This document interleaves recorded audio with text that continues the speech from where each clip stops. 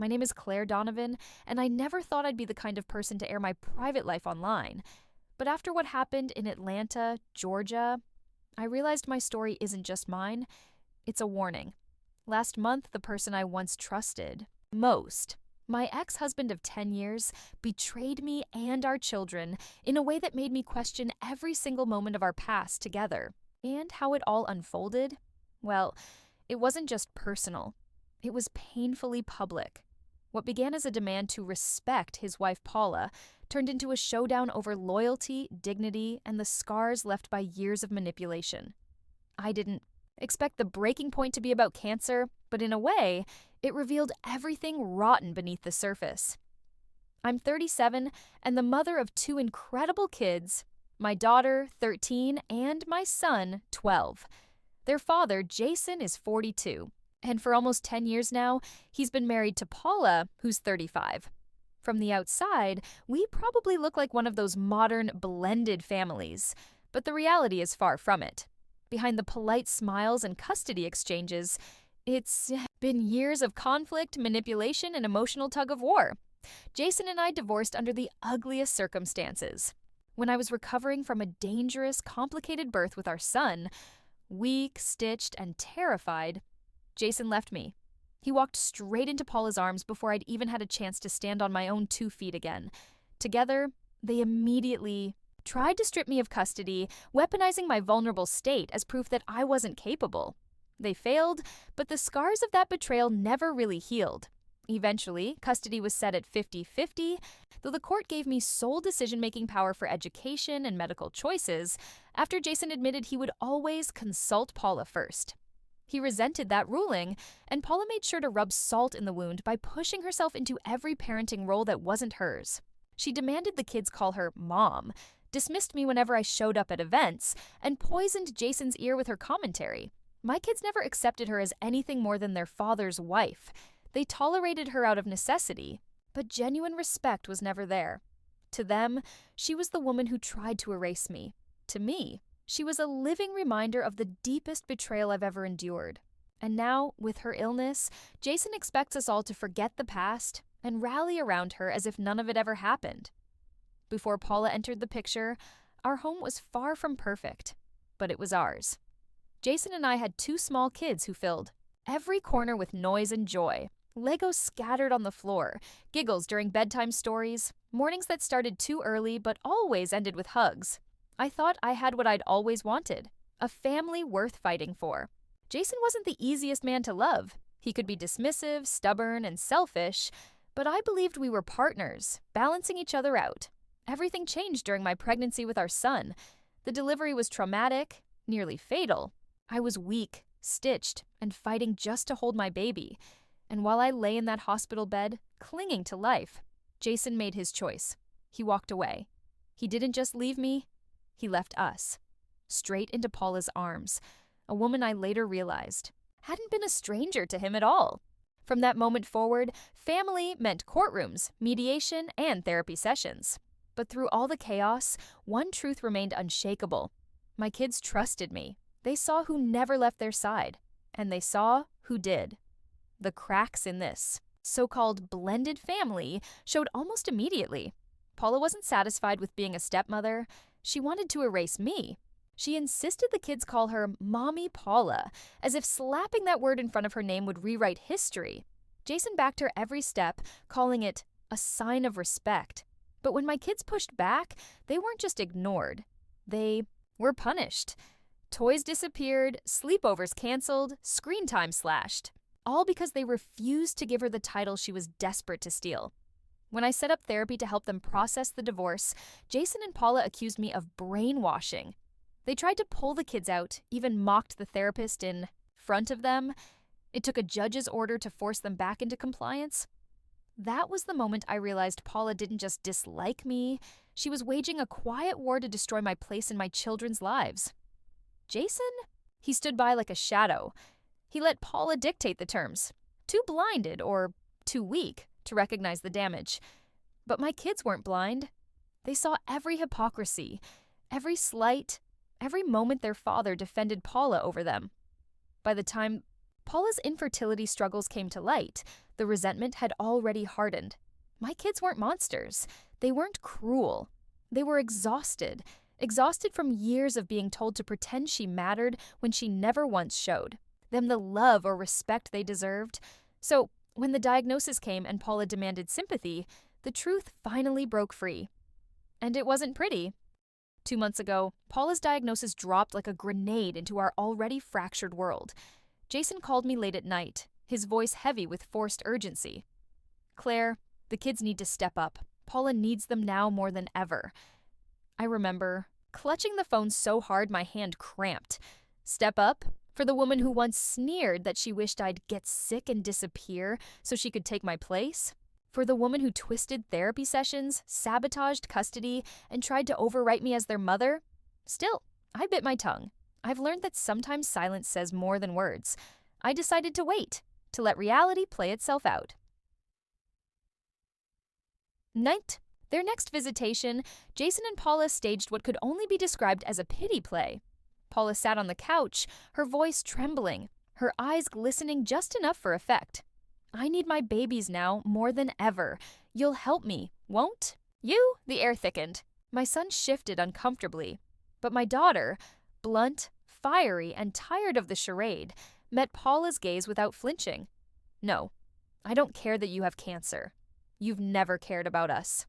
The words cracked through the room like lightning. Jason's face flushed crimson, veins bulging at his temple. Paula clutched her chest, gasping as though she'd been stabbed. Silence followed, the kind that makes your skin prickle, the kind where years of swallowed anger finally claw their way out. That moment wasn't cruelty.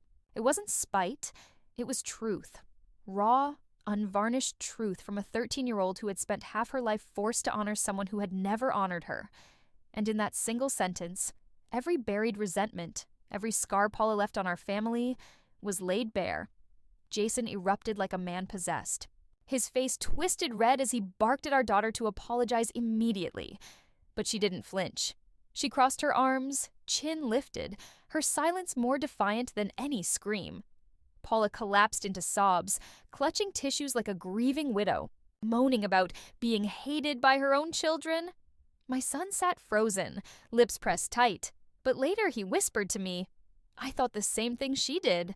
I just didn't say it out loud." That night, Jason's humiliation bled into my inbox. His email was long, vicious, and dripping with rage. According to him, our daughter's refusal to apologize was the equivalent of wishing Paula dead. He demanded I ground her for no less than 30 days, longer if she didn't bend, and he even suggested punishing our son for his shared sentiment. The cruelty wasn't just in the words, but in the theatrics. He CC'd Paula, turning his tirade into a public trial, casting me as the negligent mother, our daughter as the villain, and Paula as the suffering saint. The final blow came in the closing line. "If you don't enforce this, you're failing as a mother." It wasn't a plea for unity, it was a performance. A stage script designed to force me to kneel, punish my child, strip her voice, and crown Paula as victim. But instead of shame, I felt an icy clarity settle in my bones. For the first time in years, their manipulation wasn't working. Jason and Paula had tried to twist truth into cruelty, but all they'd done was expose themselves, humiliated not by my daughter's words, but by their own hunger for control. When the kids came back to my house, the silence followed them in like a shadow. I didn't want to press, but I knew they needed space to speak. My daughter cracked first. Her voice wavered, caught between anger and pain. Why should I care about someone who wanted you sick? Why should I pretend she's my mom when she never treated us like her kids? Her words weren't cruel. They were carved from years of hurt. My son stayed quiet until I looked at him. He lowered his eyes and whispered, "I didn't say anything, but I feel the same." That confession hit harder than shouting ever could. 2 children, carrying wounds no child should bear, yet clear-eyed enough to name the truth. I wrapped them in reassurance. I told them their feelings mattered, that love isn't an obligation and respect isn't automatic. It has to be earned. In that moment, it wasn't just me against Jason and Paula's storm. It was us, united. For the first time in a long time, I felt less like a broken mother and more like a fortress. I realized quickly that the sharpest revenge wouldn't come from shouting matches or courtroom drama. Jason thrived on chaos, and Paula fed off spectacle. Matching their noise would only make me part of their play. No, the most devastating answer would be silence paired with proof. I decided right then that I would not ground my daughter. I would not punish her for telling the truth they had spent years trying to bury. Instead, I began quietly stacking my armor. I saved every venom-laced email Jason sent, his accusations and ultimatums. I kept a running file, noting the timestamps, the language, even the petty way he CC'd Paula as if she were judge and jury. I reached out to a lawyer, not to start a war, but to understand my options. I contacted the kids' therapist and teachers, asking them to document what they'd observed about the strain Paula created. Every piece was a brick in a wall I was building, one they would never see until it loomed over them. At the same time, I doubled down on being the safe harbor. We baked brownies, played board games, created little rituals that reminded the kids stability existed. My revenge wasn't fire and fury. It was patience. It was letting Jason choke on his own rope, showing my kids that manipulation collapses under its own weight. And in that quiet resistance, I finally felt powerful. Execution of revenge. 220 words. It started with restraint. When Jason bombarded me with more emails, I didn't fight back. I simply replied, "I will not punish our daughter for expressing her feelings." When he escalated, accusing me of cursing Paula through the kids, I forwarded everything to my lawyer. At the next custody exchange, Jason confronted me in the driveway, demanding answers. I calmly repeated, "I will not punish our children for being honest." Neighbors overheard. His red face shouting contrasted with my measured tone, and suddenly, the narrative shifted.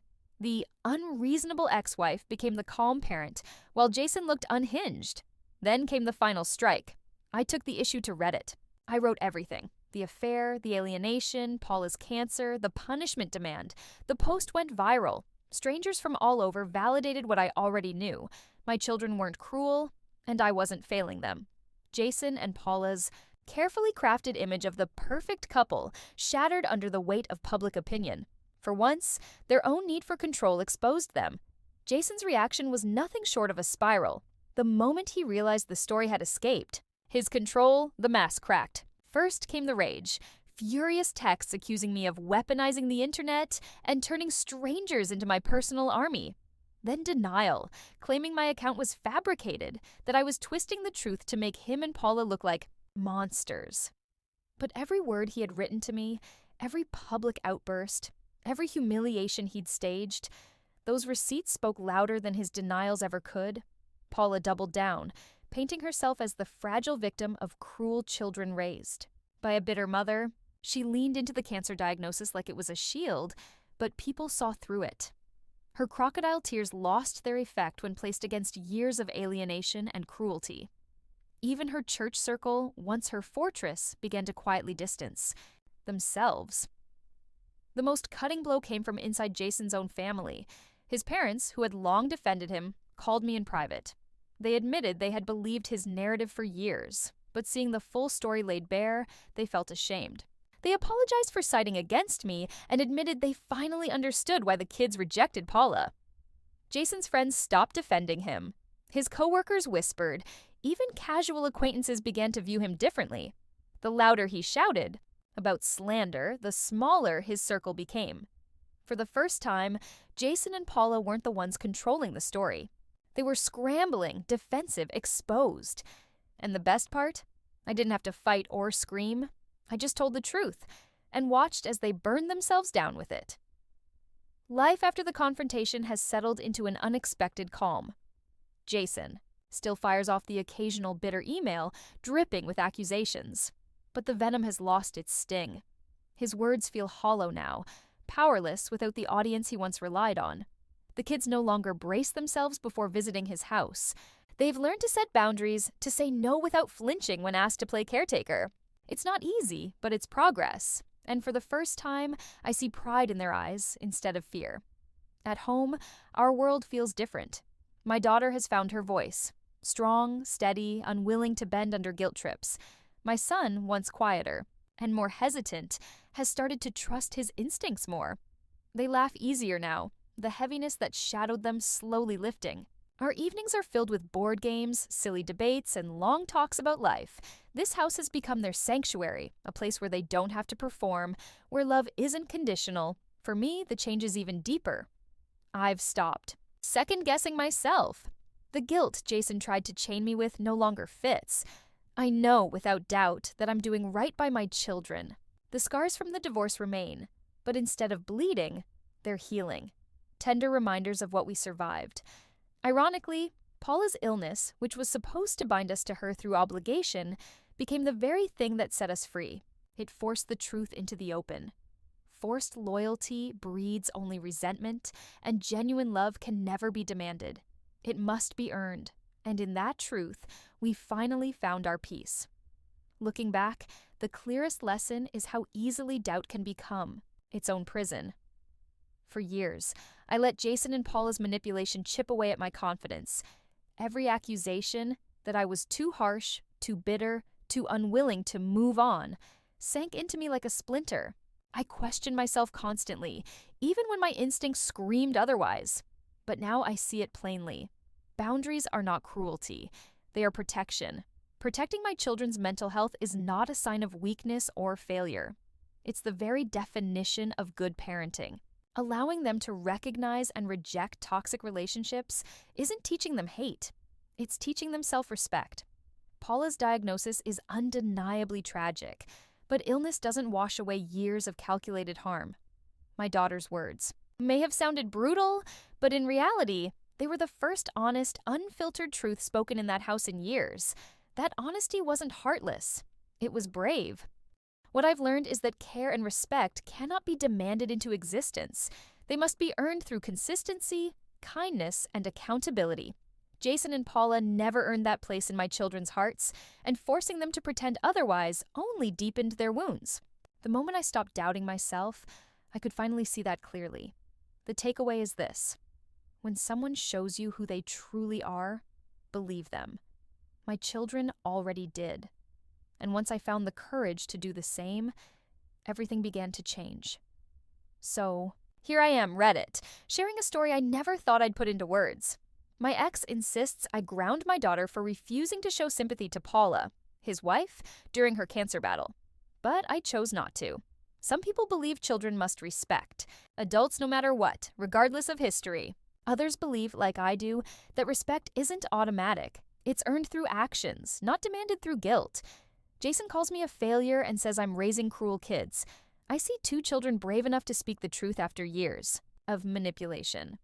So, I'll put it to you. AITA for refusing to carry out his punishment?